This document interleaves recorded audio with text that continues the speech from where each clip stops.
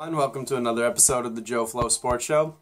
Appreciate you guys tuning in and listening and watching. Hopefully, some of my picks from week 3 helped you out, and I know some of them were pretty bad. But honestly, week 3 to me and week 4 are probably the hardest weeks in the NFL. That's when teams come out of their shells, and that's who who's potentially going to be a playoff team and who's going to be fighting for a top 10 pick in the next NFL draft.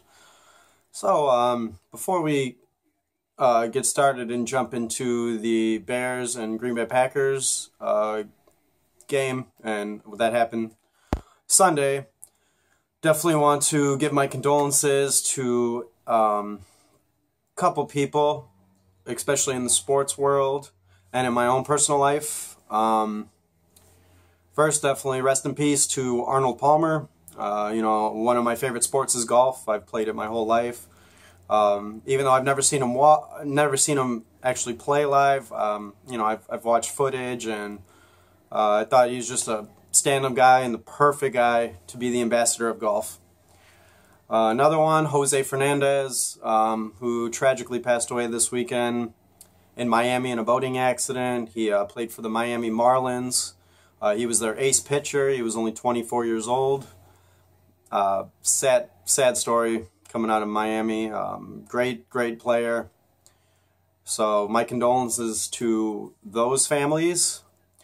And definitely want to give my condolences to my good friend Drew, who passed away on Friday.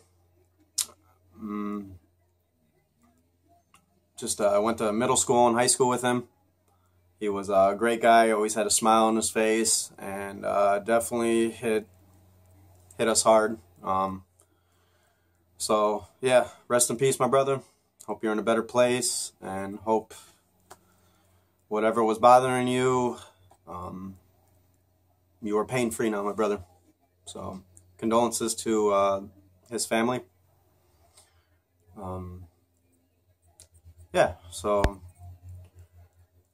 definitely want to talk about Drew's favorite team, and of course many people around here's favorite team, the Chicago Bears. Drew, I wish I had some positive notes on the Bears, but unfortunately I don't, brother. But they took an L Sunday night in Dallas. They lost 31-17. I think the Bears played better in the second half, and kind of starting getting a little bit of momentum their way. Especially they started getting stops on defense. And like I said last week, Brian Hoyer is not that bad of a backup quarterback. He showed me he's just as good as Jay Cutler's been the last 2 games. So kudos to him, but Bears got a lot of work to go if they're even going to be in a playoff contention. Now, honestly, in the beginning of the year, I thought they were going to be a 7-9, 8-8 team. I know that sounds bad, but where the team was last year, they definitely look like a better improvement to at least an 8-8 from a 6-10 season last year. There's no answers. The worst part is their drafting. Now I got on Green Bay for this for pretty much just drafting and developing, but never picking up any free agent players. And over the years, I kind of realized there's no answers. The worst part is their drafting. Now I got on Green Bay for this for pretty much just drafting and developing, but never picking up any free agent players. And over the years, I kind of realized that's the way the NFL has kind of been trending, and even especially if you look at the Super Bowl winners, the last 4 or 5 years, most of those rosters that have won are players that they have drafted and developed within the organization over the last 2, 3, 4 years. So, Bears, number one, first off, Cutler is probably going to be his last year in Chicago, which for Bears fans, I'm sure that's a positive. He is owed $17 million next year, but if the Bears release him, all they got to do is pay him $3 million. So they're cutting $14 million in the salary cap to at least go out and potentially get another quarterback, draft another quarterback, improve the secondary, the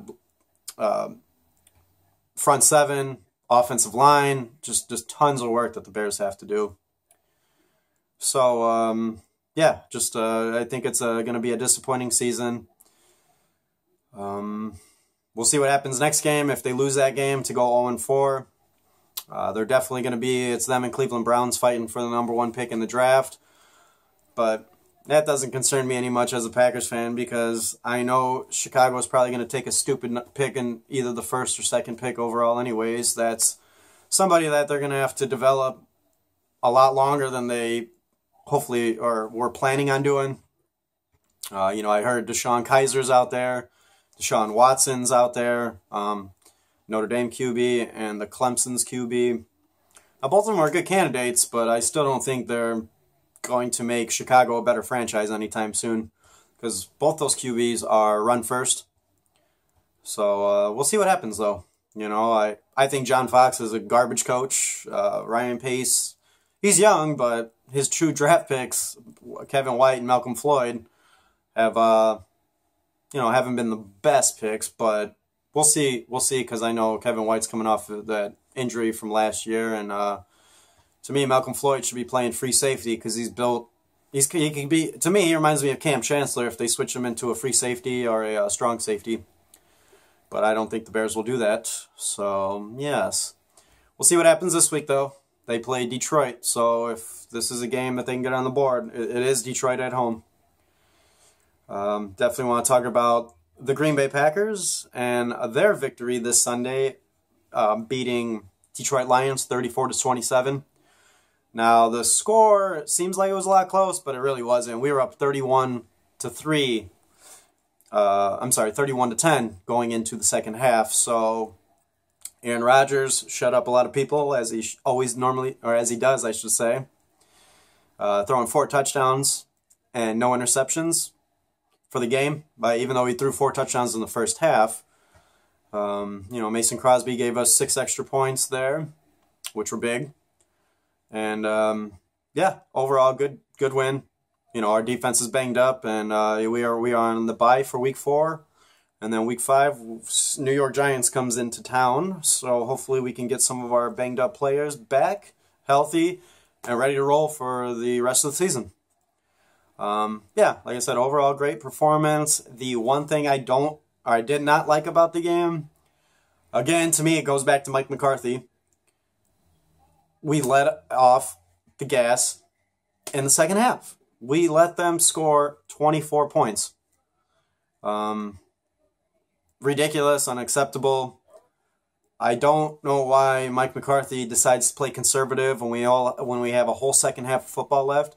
Pound it in them. I wanted Green Bay to score 50 plus points, and they should have, and they very well could have.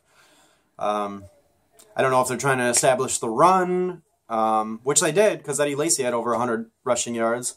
And by the way, Aaron Rodgers finally has in the last 16 games, this is his first game over 100 passer rating.